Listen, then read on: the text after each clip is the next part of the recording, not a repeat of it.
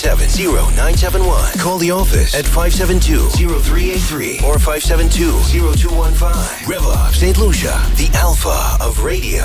Up next, Mind Matters with Dr. Julius Gilead, brought to you with the compliments of Foresight. Mental health is the foundation of our well-being, yet too often it's overlooked. At Foresight Mental Health Solutions, our team, led by a licensed psychiatrist, provides personalized assessments and treatments for depression, anxiety, psychosis, dementia, and more, bringing expertise, compassion, and solutions that make a real difference. We also provide forensic psychiatry assessments, mental capacity evaluations, and workplace training and seminars, giving organizations the tools to support employee mental wellness.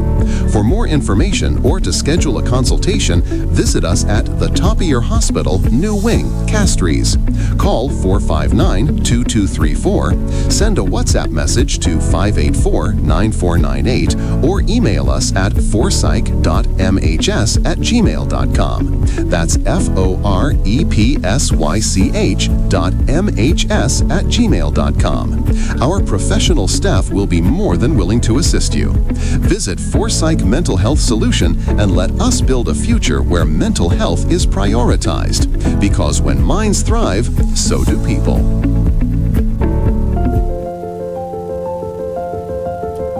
It's now time for Mind Matters with Dr. Julius Gilead. Dr. Gilead, it's always good to see you. Welcome. Thank you, Andre, and good morning, St. Lucia. Welcome back to Mind Matters on Rev-Up 5.9 FM. I'm your host, Dr. Julius Gilead, and today, just 5 days before our general election, we're diving into a topic that many feel, but few openly discuss. Yes, and that is, how do politics and election cycles affect our mental health? So this isn't just my opinion. There's actually a lot of research around mental health and politics. Are you talking about the politicians or everybody? The political scene, basically. So politics is now a known psychological stressor. Yeah. So there was actually a study published in the U.S. In 2020 that surveyed over 800 Americans. I guess we're using the U.S. for now, but we'll come back to our Caribbean context. And there was a lot of emotional distress, severe enough to actually impair their functioning. Wow. And there's a second study that actually showed that 40% of respondents said that politics caused stress, and 20% reported loss of sleep, and 5% had actually suicidal thoughts related to political events. Now, if we add our Caribbean context, or Caribbean flavor, we should call it, and these days the flavor is very spicy because I'm hearing lots of soca and so on. Mm-hmm. So we're having a small island effect, so everybody knows everybody, and very tight-knit communities that can be fragmented through the political division. Even personal relationships can be divided by party colors. That's what we call them now. So the election date was sudden, for at least for me. I don't know for others. And so it has the entire country buzzing. So in St. Lucia right now, the election rhetoric is everywhere.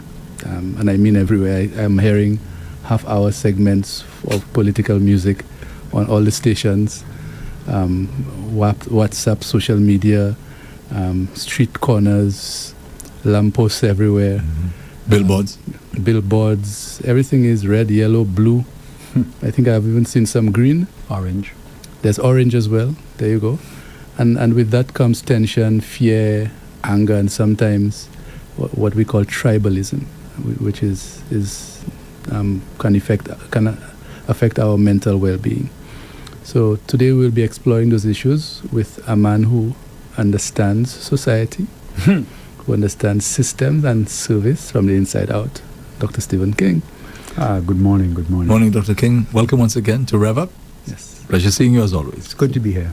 So Dr. King is a pathologist, a public health professional, and a community advocate, as we all know. And many may not know this, but he actually, at one point, seriously considered getting into politics himself. More than one point. So let's go a little deeper into this topic. Psychologists have actually identified several mechanisms through which politics affect mental health. There's the identity threat, because a lot of persons identify with the political party and the tribe, as we call it. And so that can be affected. And certainty or loss of control. So if my party loses, I lose control of the country. And that ties back into the identity with the party. Emotional contagion. So a lot of persons, and I guess that's why the music has become so popular now, because the music is very contagious. And persons follow the hotter music sometimes.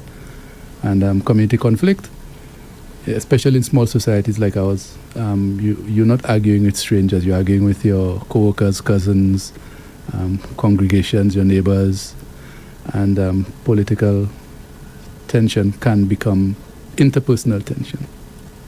Yeah, so for many people this affects their entire lives, and it can affect their sleep, their appetite, the concentration, the productivity. So even some persons report symptoms similar to trauma when exposed to violence, rumors, threats, or memories of past unrest, which we've had some of in our island in the past. So Dr. King, as someone deeply involved in community work, how does political tension show up in families and neighborhoods, in your view?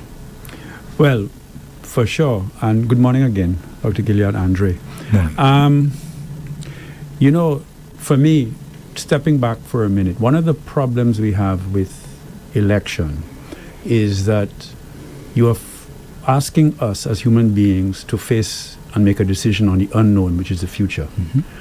And that always is an anxiety-provoking situation to be in.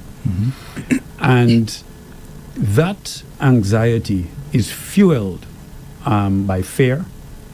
And indeed, much of the campaign on every political party uses a lot of fear-based strategies to drive people to their sides, so that, as you quite rightly said, when we feel we belong and we have an identity with a particular party or tribe, that's a safe space for us.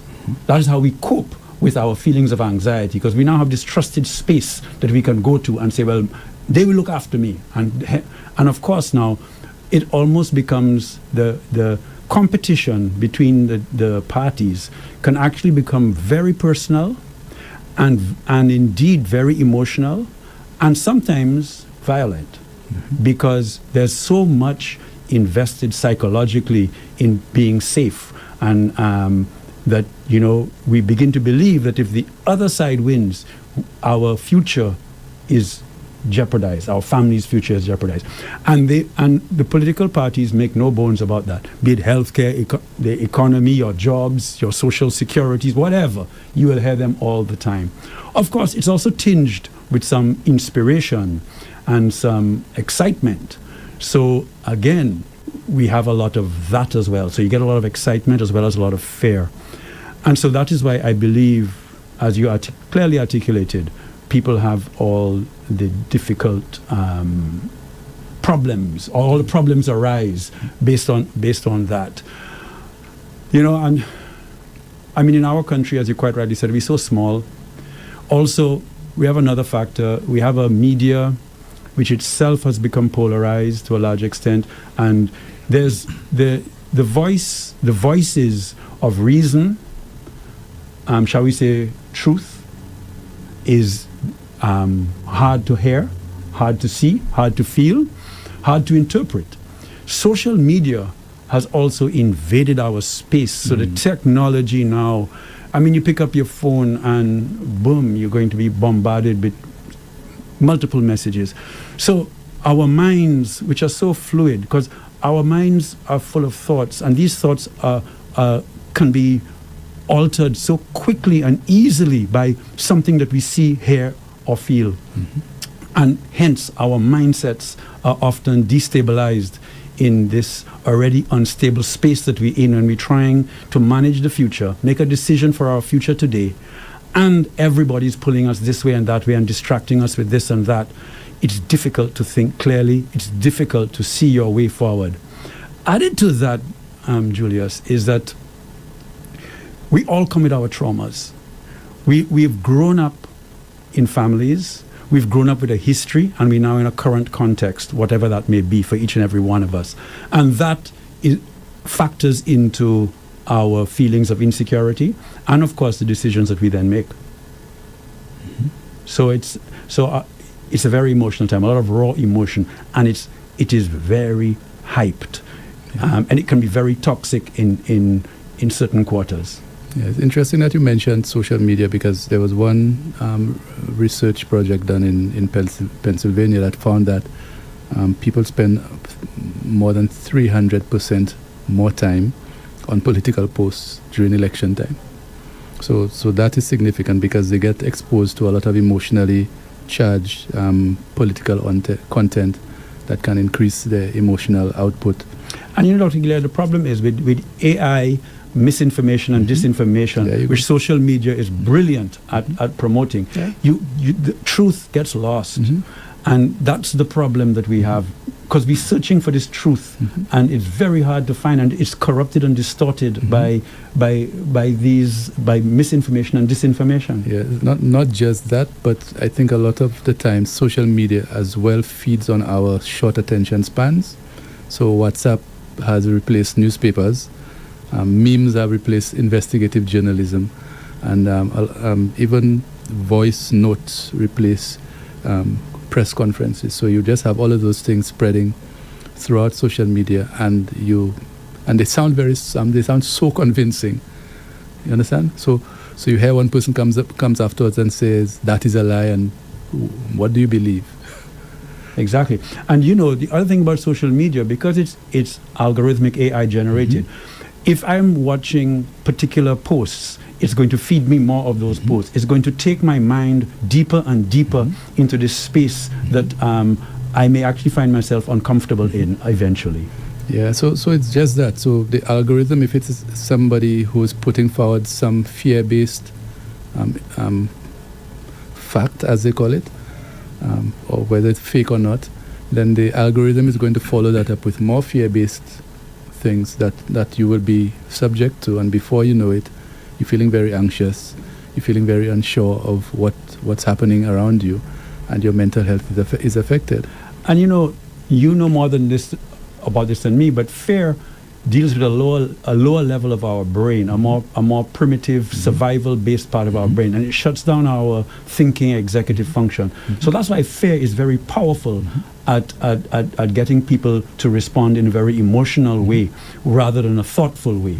And indeed, what we try to advocate for, at least I try to advocate for, is that people must step back from that and take some breaths and try to be thoughtful and reason what people are saying, so that you're not just being emotionally pulled. Yes, and even you just answered one of the questions that I was about to ask you about misinformation actually posing a public health risk. But what do you think is the responsibility of media or even individual citizens in reducing the psychological harm of political propaganda? Wow. I think media needs to mature in our space and needs to do the investigative work and do the fact-checking and really focus on what I would call what's best for our development. So change the conversation from the labels of red and yellow and orange and blue and whatever, and change them to, okay, what is it that you want for your family? What do you see for your family? What strategies or what policies would you like? So you can switch the conversation into what I would call a healthier space, a more thoughtful space.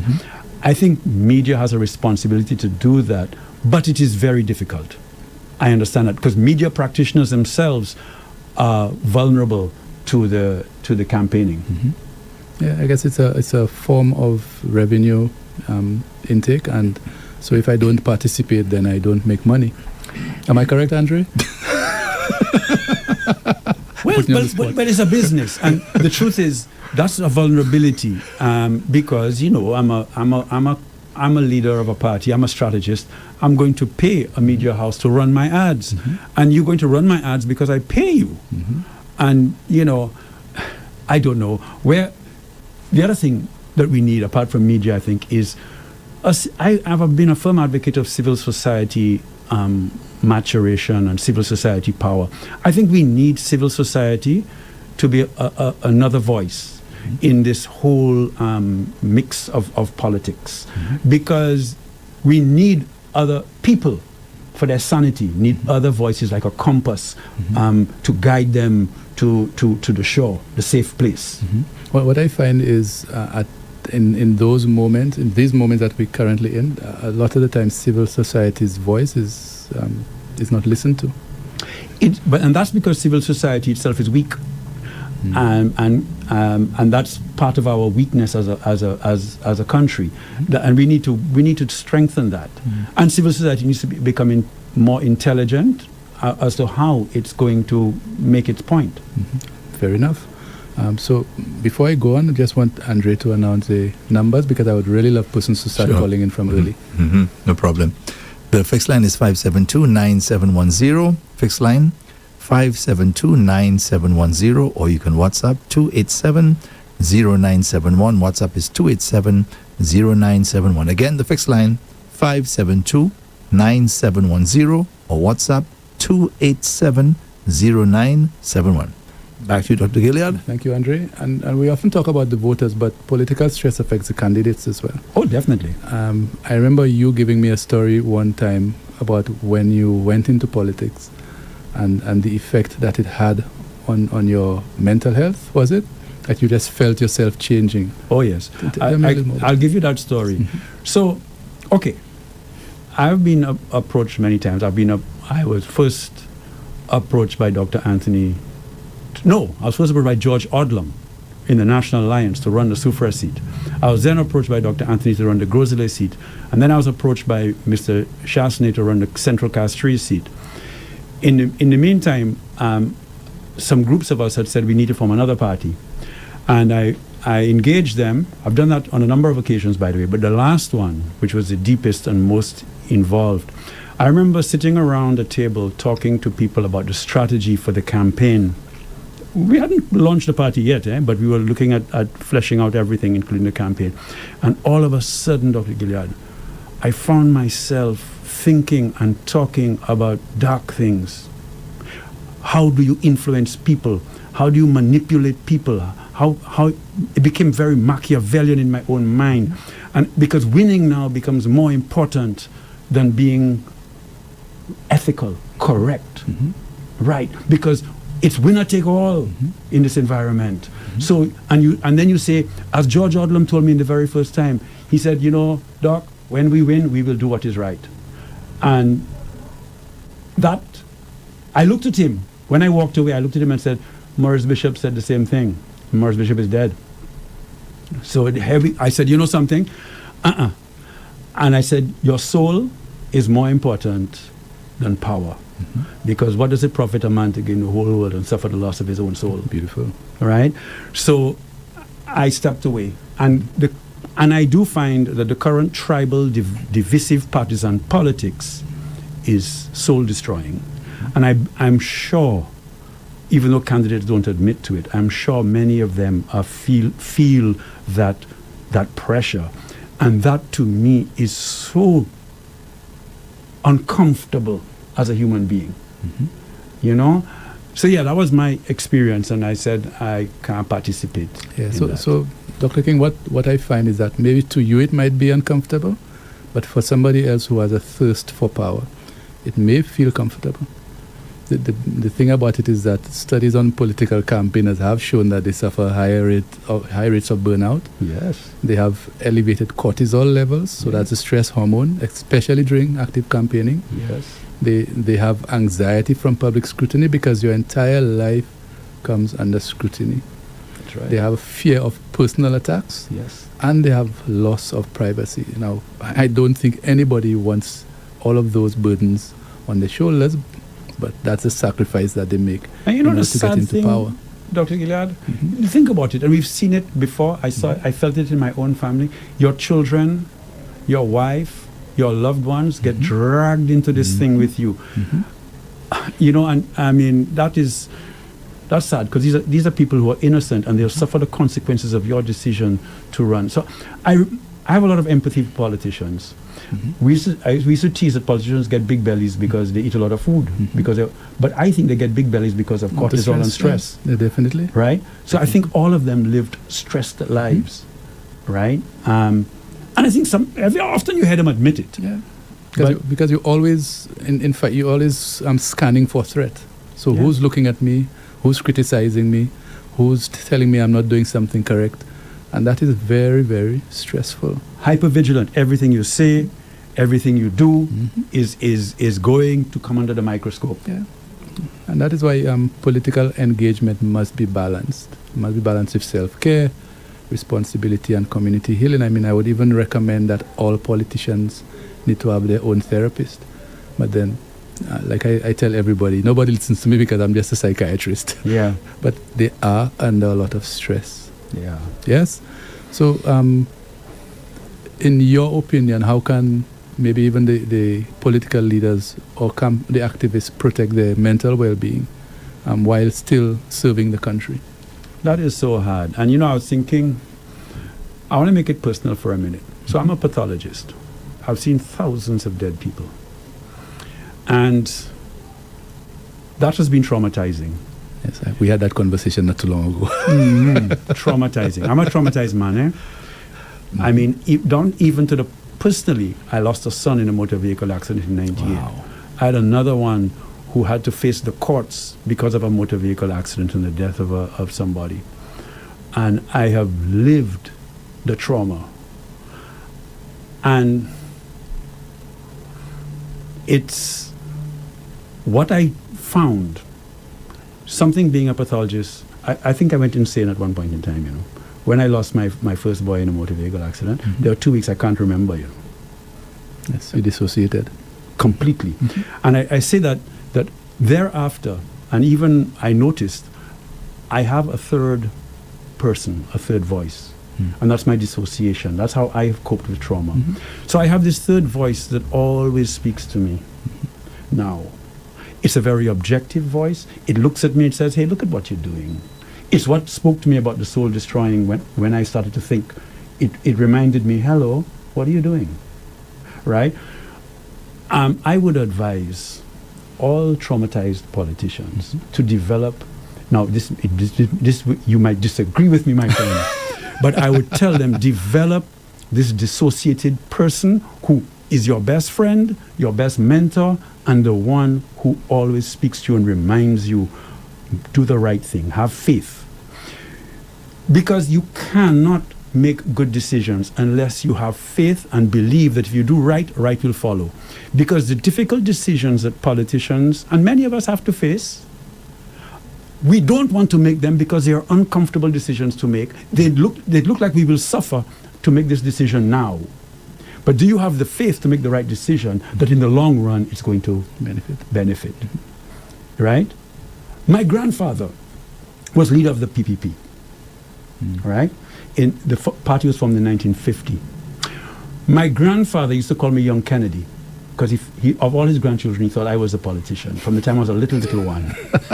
Maybe you were. Maybe I was. You ran. But my grandfather stepped away from leadership, not only because he did not command a good amount of votes. The highest votes he ever got, he ran the ancillary and South Castries area. The most votes he ever got was 35%. But he was a leader. And he was actually a financier as well. But he stepped back and allowed Hunter Francois, Sinclair Daniel, Mallet, all of them to join Sir John and form the United Workers' Party. And so I remember all the traumas in my own family related to politics. But I again, coming back to what I would advise politicians is, yes, get counseling. But, and why I mentioned my grandfather is when talking to him, I think he had the ability to do the right thing and step away as leader of a party and allow a new party to be formed because the PPP was failing. It would continue to fail. He recognized that. and step away to allow a strong United Workers' Party to rise. These kinds of decisions that people make, I think, are ones that confront every single politician. And God knows I wish them the best, because I know how difficult these decisions are. And decisions are not black and white. Everything is gray. Look at us having to make a decision on Monday who to vote for. And all of us know, should I do this? Should I do that? Am I sure on this? Some of us are sure. Some of us are unsure. I think most of us are unsure. Right. So that in itself, we understand how difficult it is to make these decisions. How are you going to make decisions? What faith do you have? Are you going to make the right decision? What's going to happen to your future when you put your tikwa where you put your tikwa? That is why we are emotionally stressed at this point. So, but all I can tell people, man, do your best. Think deeply, think hard, be faithful to what you believe in, think about your children. And I tell the politicians the same thing. Think about your families, think about your country, put your country first. I remember Sir John saying when he makes a decision, it's God, country, and then party. And I think that is right, because why God? That's faith. Why country? Because that's our higher purpose in this material plane, right? After God is country. And then comes party, because why? Party is merely a vehicle for national development for us to achieve a quality of life that for all of us. And I thought that his hierarchy of priorities in decision making that he articulated, whether he followed them 100% or not is debatable, but he did state that. And I think that is correct. So for me, that is how I will try to make my decision when I go to vote. Beautiful. I love the passion, Dr. King. I love the passion. No calls yet, Andre? Not as yet. All right. So let me just give the numbers again. The first line is 572-9710, 572-9710, or you can WhatsApp 287-0971. WhatsApp is 287-0971. Yes, so this is Mind Matters with Dr. Julius Gilead. Thank you, Andre. Welcome. As we approach December 1st, it's something we tend to forget, that elections last only days, but relationships last for decades. Exactly. Yeah.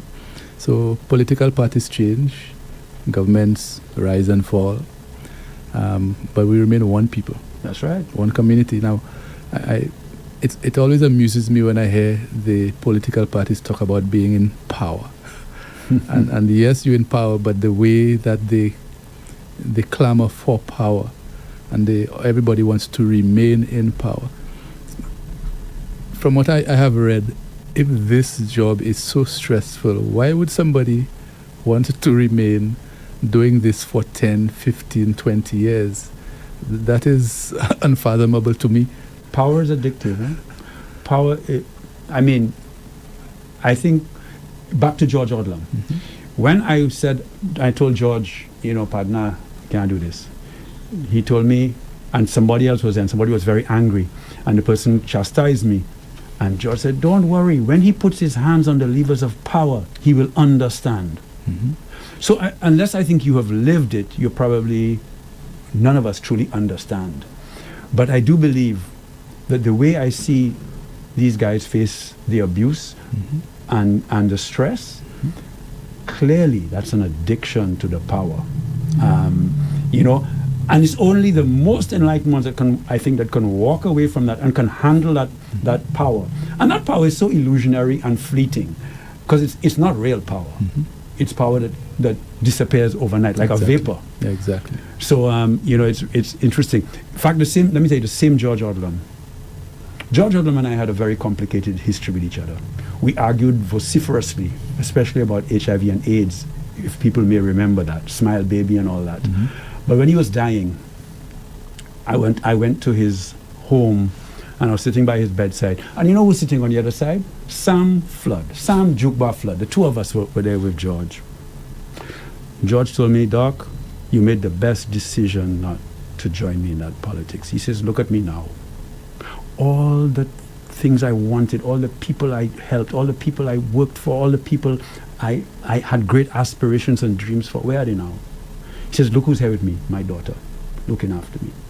He says, you know something? Family is more important than anything. If it's one thing that I'm dying now that I have learned, family is more important than anything. Absolutely. And you know, wouldn't it be beautiful if when we had our politics, our elections, and we talked about our country, the conversations were positive, they were about love, love one another. We said, yeah, you know, we can collectively do something great.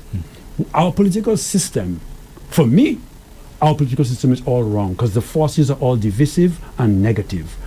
To me, the political system should be redone constitutionally.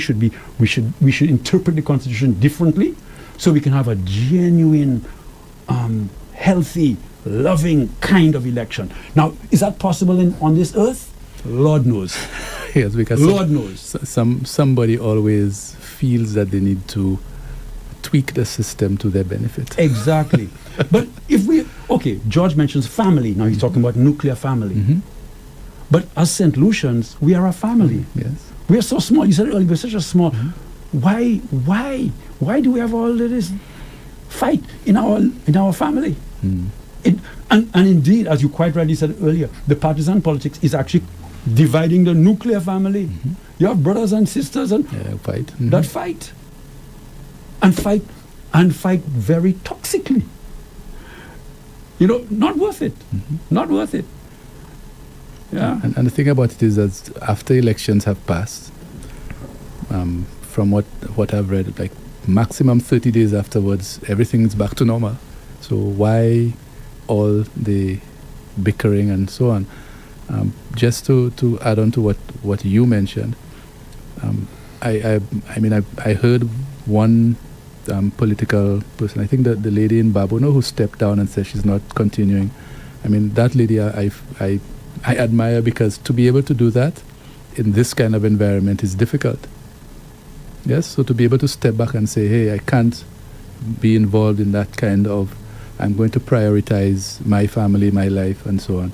That is very difficult to do in this environment because the pressure to continue is always there. Yeah, and you know, you said about what can we do as well. I think back to civil society, society's public service and so on, we need to step back from the politics and put accountability mechanisms in place to make sure that campaigns are done in a more healthy manner, that politics is managed in a more healthy manner. But the labeling and the branding, I must tell you, I don't like all them billboards and all them flags and all them things on the streets. As far as I'm concerned, it's defacing our public environment, right? I don't like it. I prefer to see trees and clean gutters, right? Rather than paraphernalia clogging the gutters. But I understand, because the system must create a brand, because the brand makes you safe and the brand makes you vote for me. I understand that. But where is the societal, I want to say logic, thoughtfulness as to exactly what are the objectives? What are we trying to achieve here? What kind of society are we trying to create? What type of environment for our children? Do we want this halekase, or do we want the Vini tout ensemble? Right? What do we want? Yeah, and even if you look at the conflict that is brought up through politics, if we ask what do we want for our society, then that is what we are saying. We want conflict. So we want continuous conflict. We want people to continue to argue and so on, instead of focusing on conflict resolution. So how can two parties or two differing opinions come together to agree to disagree and to find a common ground? And how can we assist each other to move the country forward? Instead, my opinion is the one that matters, yours doesn't matter, and I don't give a damn about yours, and you can go wherever you want to go, but this is the opinion that I want to stick, and I don't care who disagrees or who agrees. That is my opinion. That's what I believe is best for the country, and so everybody just has to follow me. And that is not healthy for especially our young people coming up, who instead need to be taught how to resolve conflict, how to work together for the benefit of the country. Excuse me, Dr. Gilead, we have a call. So, good morning. This is Mind Matters with Dr. Julius Gilead. Good morning. Welcome, caller. Good morning. Good morning, sir. Morning. Yeah, Dr. Stephen King. Yes, sir. When I was growing up, I always heard you, and I've always wanted you to be part of our political system. I would wish, you've just said that questions of Judge Adam came, and he said to you that he wanted you to grow up. The other prime ministers, I think Kenny Anthony did that too, and the others too. But I would always wish that you had got yourself up for public office. I always dream of you because I believe that you have a huge contribution to St. Lucia. I always believe that. And the question I want to ask you, why that you've never did that? That was a dream come true for me, seeing you as a parliamentary rep, a minister of government. I think that I even had you as a prime minister. And secondly, and secondly, for the other doctor, he said the lady at Babono that she had given up the seat. Is you talking about Miss Foyet? I think so, yes. I think she didn't give up the seat. They took the seat from her. I don't know if you in St. Lucia. Oh, I don't know. I don't follow those things as closely. I just know that she said she was bowing out from No, politics. she's not bowing out. Just like Joachim Henry, they did the same thing to her at Babono. She didn't bow out. They took the seat from her. That's all. They took the seat from her. I don't know. You in St. Lucia? The thing about it. I always admire you. Yes, sir. What do you? I don't spend as much time on social media or even on media as some persons do, especially during this time. I would have correct one time. I just put on this time could have correct. And even the doctor Stephen would have said, "Oh no, they took it from her. She did not bow out." I understand. As far as I know, she didn't want to bow out at all. As far as I heard. So that's important that you say that. Dr. King, yes, sir. I admire you, Dr. King, and I just wish that you would have been a parliamentary rep, because God knows where our country would have been if you would just take that bold step and just do it. As a young man then, as a young doctor, I just wish that you had done that, because you're very inspiring, gentleman, and you're a good listener. That's one thing about you, a good listener. So thank you. I'm happy to see that you're still alive. And when the last time I saw you still look like you're kicking, you can run. I'm not saying that you could go into it now, because it's actually too late, because politics you must have a good heart, a young heart. Then you had a young heart, and I know you still have a young heart. However, that I just often wish that you were part of political history in St. Lucia on the books. In other words, I wish you were a parliamentary rep. I think today you would have been our prime minister. Thank you. You are a people's person. You are a people's person, and then you can never see you, not one ounce of effort that you can upset. Anything can get you upset. Nothing gets you upset. Even at the time when you had your incident with your two children, I remember those days. I don't remember the first one, but the second one, where all the case was going about, I remember all of that. So I often wish that you were there, but unfortunately, that it's your choice at the end of it. You make that bold decision, but you would have been in our history of politics. I could tell you that. Thank you for those beautiful words. Thank you, and thanks for calling, caller. Thank you. That's really quite humbling. I wouldn't even say flattering. So thank you very much. But you are right. And I did want to enter electoral politics, but some voice in my meditation kept on telling me, no, that's not your journey. Your journey is a civil society journey. And when Dr. Gilead was talking about conflict, in my last years, I'm pulling back from that now too, conflict resolution or conflict management between violent people in our communities, which when I formed RISE. By the way, when I formed RISE, it was together with Dr. Bird and Jonathan St. Rose, based on Stop the Violence campaign. And one of the things that was on my mind, I must tell you, Julius, this young boy is on my mind. One time, my wife, who was then director of family court, asked me to meet a group of young boys, about 10 of them, all in there for difficult or bad crimes, I should say. One of them, an election was coming, and one of them, I said, "Oh, elections are coming. You've just reached voting age. What are you going to do?" He looked at me. He told me, "Dr. King, vote for what? For a government that only hurts me?" He says, "Let me tell you something. When I was 8 years old, I stole something from the kitchen. My mother took my hand and nailed it to the counter." What? You understand me? He says, "You want to tell me now?" He said, "Doc, I don't have time for that." These people. Now, what the point I want to make here is we have a set of marginalized, abused, and hurt people in this country that hurt people. I've had I want to call it the privilege of being able to work with them, not as a party politician, but as a community politician now. Because you see, there's community politics. And this became my calling, in particular, to go to those marginalized people who are hurting and say, how can we make life better? And as you quite rightly said, do you know, we have warring factions. You can call them gangs if you want. Mm-hmm. Warring factions that are killing one another.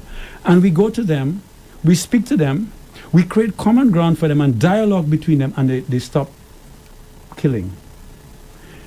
That saves hundreds of lives. And, you know, if I have a legacy, I would like that legacy to be that there was a man that actually tried to uplift the most hurting people in the country. Because that is who I saw in my... Even with AIDS Action Foundation, even with United and Strong for the gay community, even when I tried to advocate that sex workers should be treated in a better manner so that they could be more healthy, and I took... Do you know, to let the caller know that how politics goes, do you know, when I was asking for us to change the laws on sex workers so that we could actually look after them better, because we were working with them, because they're a marginalized community, and they were being abused, as well as getting sick, as well as making people sick. Do you know, a community worker of mine was in the court behind somebody, two women were talking. You know what the woman said? They should rape his daughter and his wife for him to understand himself. Wow. I understand what politicians have to go through. Mm-hmm. Right? My daughter and my wife are innocent in that process. All I want to do is, as a doctor, find a better way to manage people that found themselves in that situation. Yeah. I think what's her name, the human rights lawyer, Mary Francis, went through similar things in trying to protect the rights of marginalized people. You have another caller, by the way. So persons would give her those kinds of comments. Thanks for calling, caller. Welcome to Mind Matters.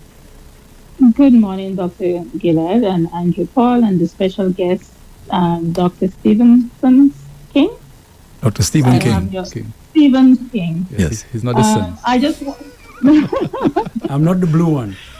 No, Dr. Stephen King. Stephen King. I actually just want to thank you for being that special guest. I'm listening to you, and it's such an amazing moment just listening to, the things you're saying, and Dr. Gillard bringing Mind Matters to open our mind that mental health is everywhere. I just want to thank you guys. Thank you from the bottom of my heart. Thank you, Andre. This is an amazing program, and I just hope it keep on going. Thank you, and thank you, Dr. Stephen King. Thank you. Thank you, Melly. Dr. Gillard, you should take a bow. You have Andre giving me the side idea when he said you hope it keeps on going. Oh, you know, because he's threatened me a lot before. But thank you very much for that, caller, and we always appreciate you making a contribution to the program. Dr. King I've asked him to come here, and he was a bit unsure and nervous at the time that he came. But I love to hear his passion. It's the reason I invited him here, because I know how passionate he is about people, and I know that when he knows how hurting our St. Lucian people are, especially with regards to their mental health, especially through the trauma that all of us have been through in some measure in our lives. And I know that he's done a lot of work with regards to that, and I know that he doesn't want to be affiliated to any polarized group, but rather he wants everybody to be healthy. Yeah, very much so. Yeah. You're making me think a lot, because I tell young people, Bob Marley has a nice song, Wake Up and Live. And you talk about passion. And for me, we have one life to live, people. How are we going to live it? And I try to, all the young people I mentor, I try to them, hey, my boy, my girl, live life full. Embrace everything that life has to offer. Full joy, full love, follow your heart. Do. And, don't be afraid. I mentioned about faith. Make sure your decisions are based in faith, that the right decision today is going to work out right for you. That sacrifice today, that hard work and discipline will bring joy. Not impulsive distraction, drinking, sex, all them other kind of thing, but hard work, discipline, following your passion, so that when you speak, because for me, my passion is my energy, and I live it. I've lived a good life. I've had all my traumas, as I've mentioned. I've suffered a lot in this life.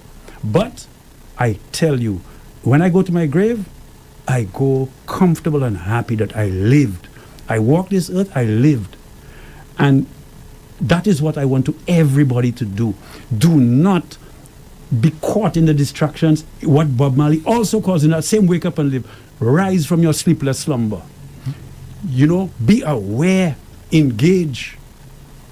I find sometimes we are too retiring and not courageous enough. And I want to come back to the first caller, because I know part of his mind might be, Dr. King, you were afraid to step on the platform. People have told me that before, right?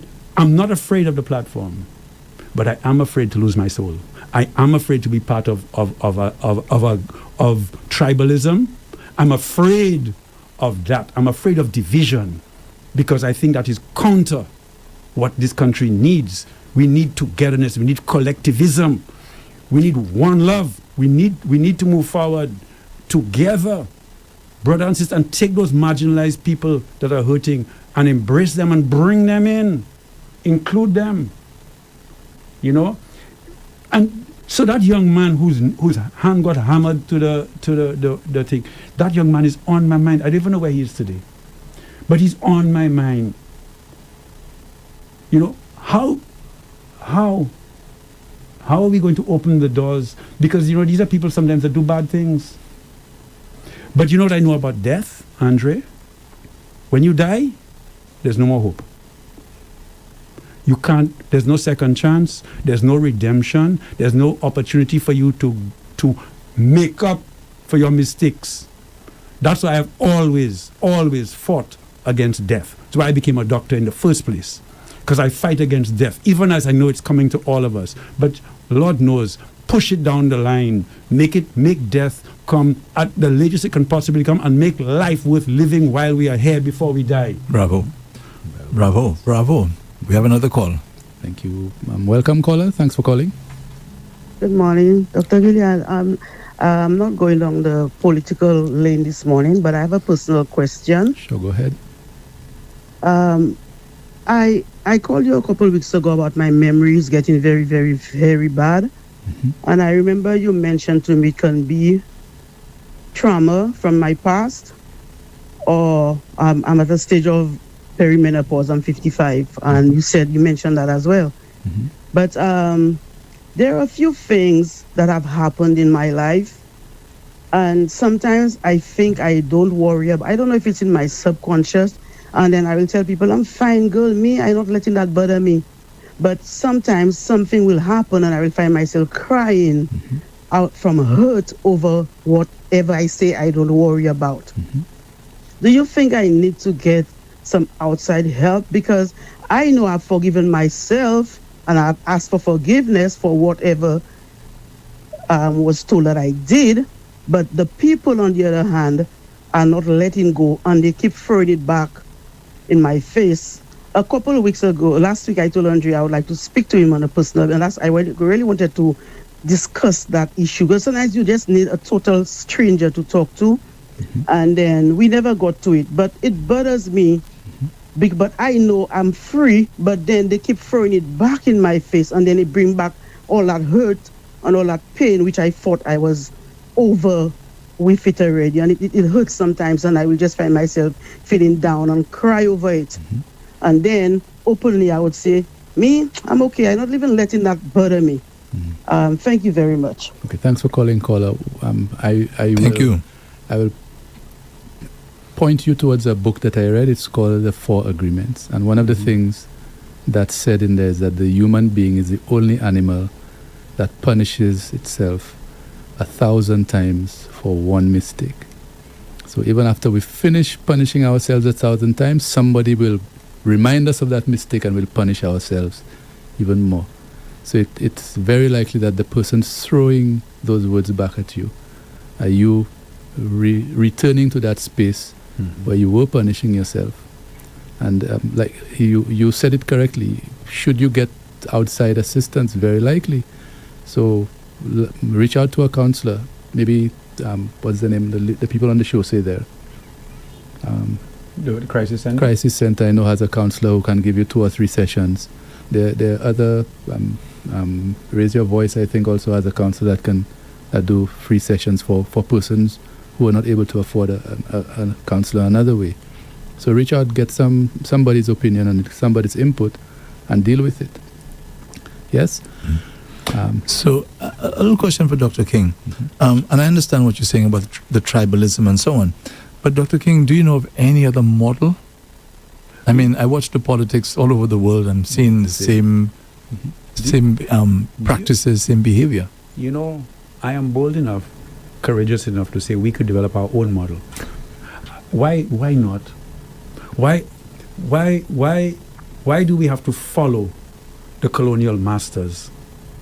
We are free, you know. I'll tell you why in a while. We are free. And one of the things I told myself in my life, one of my higher purposes in life is freedom.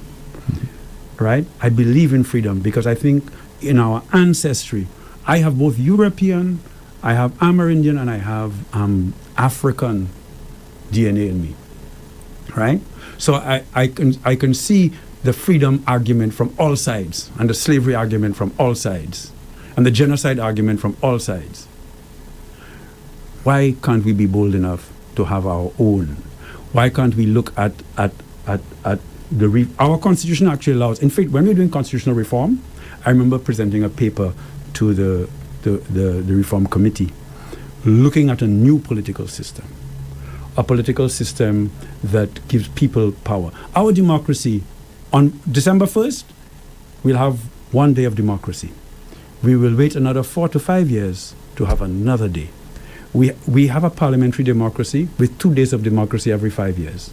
Apart from that, we're just watching and waiting. Maybe on talk shows. But in between, where are we listening to? Who listens to us? In between time. You understand? So why do we accept this colonial Westminster so-called system? Yes, I suspect, Dr. Gillias, you have the answer? Yeah, I mean, we have to look at around the world. Every country that has attempted to move away from the colonial system has been marginalized or demonized. Like Cuba, for example. Cuba, look right? now, the place in Africa with Traore. So this man has decided my people are more important to my country than anything else. And he's been demonized, he's been called a dictator, he's been called all kinds of names. You understand? So every country that has attempted to do different has been demonized, and it does not end well for them. Hopefully Traore can make a difference, because I see him doing his best to unite other African countries so that Africa becomes the most important thing to Africa. And not only demonized, sanctionized. Yes, exactly. I'm inventing a word now. Exactly. Yes, I understand. But when are we going to have that courage as a people? Africa, Caribbean, come together to find our new way. Because the current, and you know, the current global system, back to fear, it uses fear and tyranny and oppression to deal and make us conform to their idea as to what we should be, and to extract from us everything that we have, because it's an extractive model. It has been so for the last 500 years. When are we going to have the courage to chart our own destiny? Now, I do think that the Western political systems are running out of steam. I think people, the 99%ers, are beginning to say, hey, hey, hey, hey, hey. Even in the United States and in the United Kingdom and Europe, they're saying, hey, enough. So why don't we chart a new one? I remember in the Senate one time saying, you know, when history is written, they're going to say there was one island in an archipelago of the Caribbean that made a difference in this world. It's called St. Lucia. We have 2 Nobel laureates, right? We can think outside the box. Why can't we design our own system and make it be the model for the rest? Why not? I would predict probably in another generation. You know, we're here talking about mind and mental health. I tell people, what's the speed of thought? Our thoughts change like that. We've been sitting here for the last hour or so. Each of us has had thousands of thoughts run through our mind. So what's the next great thought? It's right there. The only question is, are you going to embrace it, or are you going to say, oh, I can't touch that? Because I'm sure there are many people out there that have thoughts and they could think of a better way, you know. Yeah. They know what they want, you know.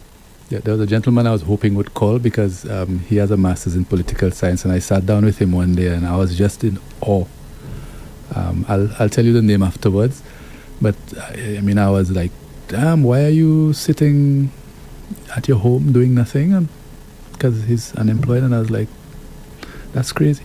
But anyway, Dr. Gilead, we have to wrap up. Yes, Dr. King, thank you for sharing your wisdom, your passion, your experience. It's always a pleasure having Dr. King. And your always a pleasure. And your heart for community service. So to the listeners, as the campaigns intensify, remember, your mental health matters just as much as your political beliefs, maybe even more. Yeah, exactly. So take care of yourself and take care of each other. Dr. Julius Gilead, and this has been Mind Matters. St. Lucia, stay safe, stay centered, and may our country move forward together. Thank you. Thank you, Dr. Gilead, and thank you, Dr. King. Thank you.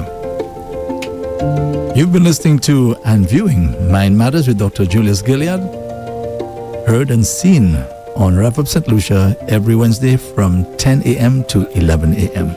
So join us again next week, Wednesday, for another Mind Matters with the compliments of Foresight. Mental health is the foundation of our well-being, yet too often it's overlooked. At Foresight Mental Health Solutions, our team, led by a licensed psychiatrist, provides personalized assessments and